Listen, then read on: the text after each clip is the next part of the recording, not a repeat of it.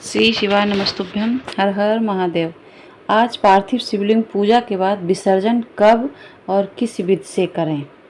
कल अमावस्या है, तो क्या हम सभी अपना व्रत खोल सकते हैं या नहीं। आज रात को व्रत खोलें, किस विधि से खोलें, पूरी जानकारी वीडियो के अंत तक सुने बने रहें, तभी आपको श्रेष्ठ जानकारी मिलेगी। छोटी छोटी बातें हैं, शास्त्रीय विधान ज्योतिष जानकारी के आधार पर बता रही हूँ। एक एक शब्द महत्वपूर्ण है। कुछ गलतियां कर देंगे तो आपका व्रत, उपवास, आपकी पूजा कहीं ना कहीं खंडित भी हो सकती है। जितना आवश्यक है पूजा करना, उतना ही आवश्यक है विसर्जन करना, व्रत को खोलना, तभी आपका नियम सार्थक माना जाता है। ध्यान से सुनिएगा कैसे करना है, किस स्वरूप में आपको विधान देना है। सबसे पहले आप सभी, जब आप पूजन कर चुके होंगे, पूजन सामग्री, पूजन विधि मैंने बता दी है और कई तरह की वीडियो मैंने बहुत मेहनत से बनाई हैं। उनमें सब प्रश्नों का उत्तर मिल जाएगा। सब प्रश्नों का हमने आपको उत्तर देने की बहुत कोशिश की। जैसे जो महाराज जी ने लिस्ट बताई थी, तो वो हमने आपको बताया था कि महाराज जी की लिस्ट में भस्म नहीं लिखी थी, भांग नहीं लिखी थी। हमने अपने वीडियो में भी ये बात बताई थी, क्योंकि हम रुद्राभिषेक कराते रहते हैं हर बार। तो महाराज जी का हमने पहली बार किया था, लेकिन हम कराते रहते हैं। लिस्ट इनकी देखते रहते महाराज जी की, बट हम करते नहीं थे। आप लोगों के लिए जानकारी देते रहते थे। तो उसमें भांग और भस्म नहीं लिखी थी। महाराज जी कभी नहीं लिखवाते हैं भांग और भस्म। तो क्या है, लेकिन जब आज हमने पूजन कर रहे थे, वीडियो नहीं बना पाई फ्रेंड्स, क्योंकि हमारे पास एक ही फ़ोन था। तो उससे देख के हम पूजन कर रहे थे ऑनलाइन बराबर, क्योंकि हमारी टीवी बाहर रूम में लगी है, वहाँ हम पूजन नहीं कर रहे थे। तो इसलिए हमने आपके लिए वीडियो नहीं बनाई।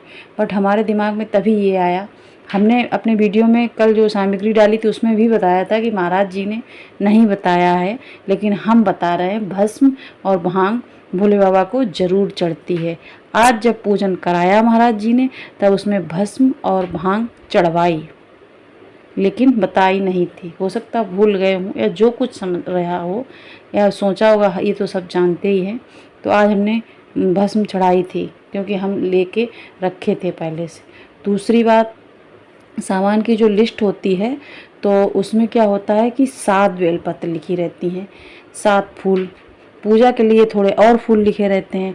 तो लोग, आज हम मंदिर जब सुबह गए थे तब वहाँ भी ये बहुत चर्चा चल रही थी, 7 बेलपत्र 7। लेकिन हमने तब ये कहा था कि ज़्यादा बेलपत्र ले लेना आप लोग। 7 बेलपत्र तो वो महाराज जी अपना अलग बताते हैं, क्योंकि हम देखते रहते थे ना हर बार, करते नहीं थे बट देखते थे कि जब पूरा पूजन जो होता था, ब्राह्मण लोग जो कराते थे, वो ख़त्म होता था, तब महाराज जी 7 बेलपत्र, 108 गेहूँ, उसके सॉरी चावल के दाने, 21 वो काली मिर्च, 21 गेहूं के दाने, 7 कमलगट्टे, 7 समी पत्र, इतना जो है ये सब महाराज जी अपना ये बाद में चढ़वाते हैं। यही सामग्री जो लिस्ट में थी, तो लोग 7 बेलपत्र ले लेते हैं, फिर बाद में उनको दिक्कत होती है। तो और एक जबकि शिवलिंग बनाया जाता तो उसके नीचे रखी जाती है, तो 8 तो ऐसे ही हो गई। लेकिन आज पूजा में बहुत ज़्यादा लगी थी बेलपत्री, फूल भी बहुत सारे लगे थे। हम तो खैर बहुत सारा मंगा के रखा था, तो हमें प्रॉब्लम नहीं हुई थी, क्योंकि हमने सोचा था कि जैसे हम बड़ा रुद्राभिषेक कराते तो मंदिरों में बहुत सारे बेलपत्र, बहुत फूल लगता है, बहुत बड़ा शिवलिंग बन के तैयार हो जाता है। हम फोटो डालेंगे अभी, जो अब की बार हमने रुद्राभिषेक कराया था उसमें कितना बड़ा शिवलिंग बना था, और लड़ी भी आती हैं बहुत सारी, क्योंकि शिवलिंग बनाया जाता है ना पूरा। तो ये सब चीज़ें होती हैं जो लोग लेके नहीं बैठते हैं। अच्छा, कलश नहीं लिखा था उसमें, 1 लोटा जल लिखा था, जबकि कलश भी महाराज जी ने बनवाया था, स्थापित भी करवाया था। गौर तो मान लो सुपारी की बनवाती थी, लेकिन कलश स्थापित करवाया था। तो अगर आप कलश पहले से नहीं रख के बैठेंगे तो कैसे स्थापित करेंगे। हमें पता था कि रुद्राभिषेक जब होता है तब कलश रखा जाता है, तो हम वो भी 2 लोटे लेके बैठे थे, बाल्टी में पानी भी लेके बैठे थे। 1 लोटा जल लिखा था, लेकिन हमें पता था रुद्राभिषेक होएगा तो 1 लोटा जल तो पूजन में ही चला जाएगा। जब पूजन होएगा बार बार स्नान कराया जाता है। तो ऐसे बहुत सी चीज़ें होती हैं कि जैसे जो लोग ये सब पूजा पाठ नहीं करते हैं, महाराज जी का देख के सुन के कर रहे हैं, तो उन्हें ये सब प्रॉब्लम्स आती हैं। अच्छा, सुन के वो समझ भी नहीं पाते। क्योंकि हमने मंदिर में गए तो हमने वहाँ देखा बहुत बड़े बड़े भक्त बने, सब मतलब डेली मंदिर आते, बहुत पूजा करते, बट वो डेली बता रहे कथा भी सुनते, उसके बावजूद भी लोग समझ नहीं पाते। ऐसा क्यों है? हम बहुत सरल भाषा में आपको समझाने की कोशिश करते हैं। तो आगे से अगर आपको कोई समस्या हो तो आप हमसे पूछ सकते हैं। चलिए अब हम आपको बताते हैं की जानकारी के आधार पर बता रहे हैं। एक एक शब्द महत्वपूर्ण है, कुछ गलतियां कर देंगे तो आपका व्रत उपवास, आपकी पूजा कहीं ना कहीं खंडित हो सकती है। जितना आवश्यक है पूजा करना, उतना ही विसर्जन और व्रत खोलना भी आवश्यक रहता है। ध्यान से सुनिएगा कैसे करना है। अब आप ध्यान से सुनिएगा। अच्छा, ये महाराज जी ने ये भी बताया था कि अगर कोई सामग्री नहीं है तो उसकी जगह एक चावल चढ़ा सकते हैं, तो कोई बात नहीं है अगर आपने नहीं चढ़ा पाया सब सामान, लेकिन वैसे हम बता रहे हैं किस स्वरूप में आपको विधान देना है। सबसे पहले आप सभी, जब आप पूजन कर चुके होंगे, पूजन सामग्री, पूजन विधि मैंने बता दी थी जो आपने चढ़ा ली होगी, उसके बाद में आप बोलिए मैं उसी समय आपके लिए हूँ।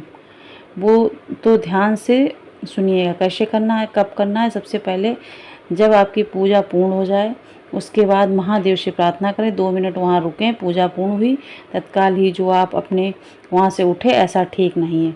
2 मिनट बैठें। पूजन हो जाने के बाद अपने परिवार के साथ जो भक्तजन पूजा में नहीं आए हैं उनका स्मरण करें कि महादेव उनकी सदा सर्वदा रक्षा करें। आप सब जानते हैं प्रार्थना जल्दी सुनी जाती है, शुभ मानी जाती है।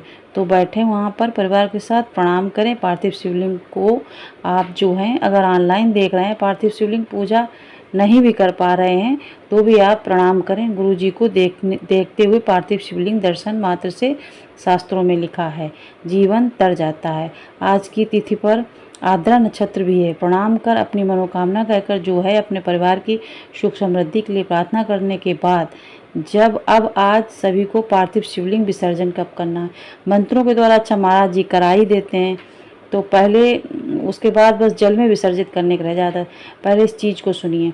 पार्थिव शिवलिंग जो विसर्जन है वह रात्रि को ही कर लिया जाता है। अगर कोशिश करें, आपको वीडियो नहीं मिल पाता है, आप भूल गए, कोई परिस्थिति विपरीत है, नहीं कर पाए, घर का कोई सदस्य ऐसा आप सोच रहे हैं कि दर्शन करेगा, तो आप देर जो है सुबह भी विसर्जित कर सकते हैं। कोई दोष नहीं लगता है क्योंकि मंत्रों के द्वारा तो विसर्जित हो ही जाता है। कोई चिंता टेंशन की बात नहीं है। हरतालिका तीज वगैरह में हम सुबह ही विसर्जन करते हैं। अच्छा, लेकिन महाराज जी जैसे बताते हैं वो भी सही है, क्योंकि हरतालिका तीज में हम सुबह विसर्जित करते हैं क्योंकि हम 4 बार पूजा करते हैं। शाम को पूजा करते हैं, फिर रात में पूजा करते हैं, फिर सुबह 4 बजे पूजा करते हैं, उसके बाद सुहाग वहाग लेके तो सुबह विसर्जित करते हैं। इसमें हमको रात में पूजा नहीं करनी। वैसे महाराज जी ये कहते हैं शिवरात्रि में रात में रख सकते हैं, लेकिन आपको फिर पूजन करना पड़ेगा। अब विसर्जन हो गया तो पूजन तो किया नहीं जाएगा, तो जहाँ तक हो आप विसर्जन कर ही लीजिए। अगर आप बाहर नहीं कहीं जा पाते तो आप अपने घर के गमले में कर दीजिए, कोई बहुत बड़ा काम नहीं होता है। तो हम तो यही कहेंगे कि आप विसर्जित कर दीजिए, करते हैं तो दोष नहीं लगता। बस मन में इस बात का डर रहता है कि मिट्टी के शिवलिंग है, कहीं खंडित नहीं हो जाए, तो हमारी व्रत उपवास खंडित ना हो जाए। इसलिए पूजा के बाद में दीपक जब ठंडा हो जाता है थोड़ा सा, तो उसके बाद हम सभी जो हैं विसर्जित कर देते हैं। तो आज रात को भी विसर्जित कर सकते हैं। संभव हो तो, ना कर पाएँ तो टेंशन की नहीं, सुबह विसर्जित कर सकते हैं। तो विसर्जित करने की प्रक्रिया रहती है, मैंने आपको बता दी। जैसे सबसे पहले प्रणाम करें। भोग प्रसाद आपको पूजा के 5-7 मिनट बाद ही उठा लेना चाहिए, नहीं तो नकारात्मक ऊर्जाएं मीठे में प्रवेश करती हैं, चींटी चिड़ियाँ लगती हैं, तो व्रत खंडित हो सकता है।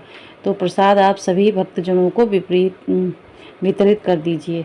उसके बाद आप जो प्रसाद हटा लीजिए वहाँ पर से। अब जो आपको शिवलिंग पर चढ़ाया हुआ जल है उसे पूरे घर में थोड़ा छिड़काव कर दीजिए, और बेलपत्र को, शिवलिंग पर चढ़ाई गई बेलपत्र को अपने पास तिजोरी में रख लीजिए। एक प्रसाद स्वरूप ग्रहण करने के लिए भी ले सकते हैं।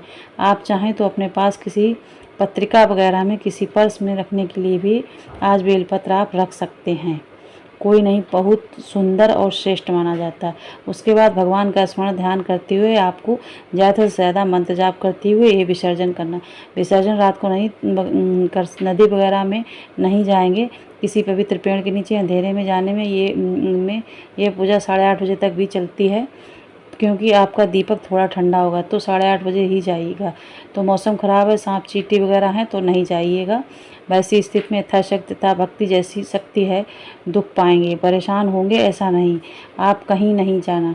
आपको घर पर संभव हो तो पवित्र नदी का जो शिव पुराण में वर्णन है और साथ ही पवित्र पेड़ है, वर्णन ऐसा हो जाता है तो अपने घर पर ही आप कोई साफ़ सुथरा सा टब ले लीजिए, अपने घर का गमला ले लीजिए, गमले में थोड़ा सा पानी भर लीजिए या कोई बर्तन स्टील का, तांबे का, जो भी आपके पास है, उसमें थोड़ा गंगा जल डालें। श्री शिवाय नमस्तुभ्यम कहकर फूल पत्ती और जो भी संपूर्ण सामग्री, जैसे कि आप जानते होंगे इसमें जो है काली मिर्च हमने चढ़ाई, काले तिल चढ़ाए, सभी चीज़ें हमने चढ़ाई। उसमें से आप सभी विशेष तौर पर जो आपकी जलाधारी है, जैसे जलाधारी होती है ना, जो हम पार्थिव शिवलिंग, मिट्टी का शिवलिंग बनाते हैं तो उसमें जल रहता है, धीरे धीरे उसे जो है आपको अपनी तरफ, अब ये देखिए हम वीडियो में दिखा रहे हैं, इस तरीके से विसर्जित करना है आपको कि और अपनी तरफ मुँह करके जलाधारी का फिर धीरे धीरे डालना है और अंतिम तक, जब तक वह डूबे तब तक आप जलाधारी के, गुरु जी कहते हैं हमें दर्शन होते हैं, तो ये अति उत्तम है, इसे देखा जाता है। तो जो पार्थिव शिवलिंग अर्थात मिट्टी का शिवलिंग है, उसकी जो जलाधारी है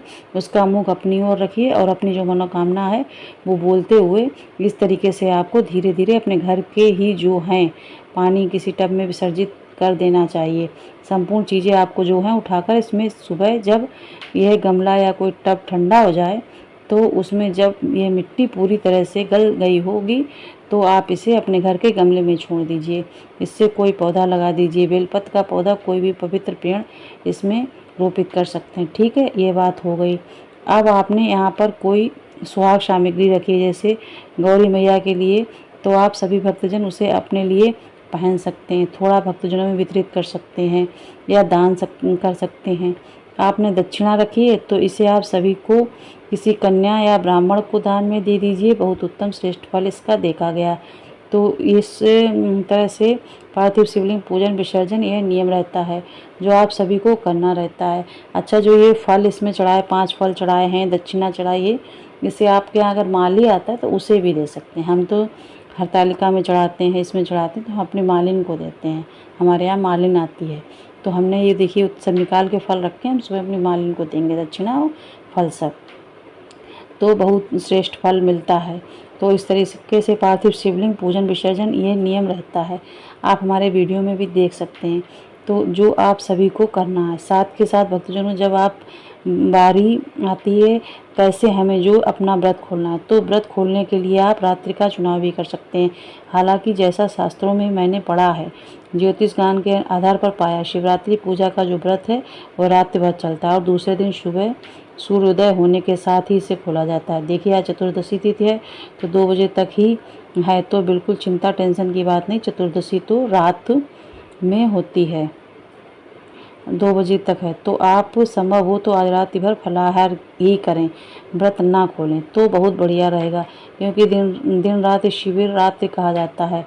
रात्रि पूजा का इसमें विधान है, व्रत का भी विधान है, तो शास्त्रों में लिखी गई जो बात है उस अनुसार आप सुबह अमावस्या तिथि में व्रत खोलने में कोई दोष नहीं है। जल्दी उठकर सूर्य भगवान को जल चढ़ाएं, स्नान आदि इत्यादि से निवृत्त होकर पूर्ण विधान पूजन करने के बाद आप जो है अन्न ग्रहण कर सकते हैं। जो आपका मन है, प्याज लहसुन नहीं खाना है, सामान्य भोजन आप कर सकते हैं, कोई चिंता टेंशन की बात नहीं। परंतु आपसे नहीं रहा जाता है, आपकी क्षमता नहीं है, आपको चक्कर आ रहे हैं, आपकी तबीयत खराब हो रही है, तो जैसे कि आप में शक्ति है उस अनुसार आज रात को भी आप व्रत खोल सकते हैं। परंतु रात में अगर आप संभव हो तो श्रेष्ठ अति रहेगा कि आप मीठा खाकर ही व्रत खोलें। जो शिव जी के व्रत होते हैं ना, सोमवार, प्रदोष, मासिक शिवरात्रि, जितना मैंने ज्ञान पाया है उसमें सभी में मीठा खाकर व्रत खोलने का ही विधान लिखा है। संभव हो तो यह करें, ना कर पाएँ तो आपकी इच्छा शक्ति सामर्थ्य आप जैसा करेंगे उस स्वरूप में भगवान को मान्य है। भगवान भाव के भूखे हैं, किसी भी नियम को वे नहीं देखते हैं, अपने भक्त का भाव देखते हैं, उसका भोलापन देखते हैं। देखते मेरे भोले बाबा के भक्त को राक्षस, किन्नर, देव, दानव, दैत्य, मनुष्य सब हैं, तो जैसी उनमें शक्ति भक्ति होती है उसी स्वरूप में भोले बाबा कर लेते हैं। तो इस तरीके से आप अपना व्रत खोलिए। अच्छा, हमने जैसे हम बताया ना कि डेली मंदिर जाते हैं तो वहाँ बहुत भक्त आते हैं तो सुनते रहते हैं, और लोग जैसे कह रहे थे कि भाई हम तो व्रत नहीं रहते हैं, हम तो भोजन वोजन करके करते हैं। तो अगर आप में क्षमता नहीं है तो आप भोजन करके भी पूजा कर सकते हैं, बहुत लोग करते हैं और भोले बाबा उनकी सुनते भी हैं। उन लोगों में श्रद्धा है, वो कहती हैं हर साल पार्थिव शिवलिंग पूजन करते हैं और हमारी पूरी साल होते होते भोले बाबा हमारी मनोकामना पूर्ण करते हैं। तो यानी कि भोजन करके भी व्रत किया जा सकता है। हो सके तो प्याज लहसुन तामसी भोजन ना करें, सादा भोजन करें, तो इस तरीके से ये विसर्जन विधि है। विसर्जन विधि बहुत ध्यान रखनी है, आप वीडियो में देख सकते हैं फ्रेंड्स के किस तरीके से विसर्जन, अगर विसर्जन गलत तरीके से किया तो आपका पूरा जो पूजन है वो बेकार चला जाएगा। श्री शिवाय नमस्तुभ्यम। हर हर महादेव।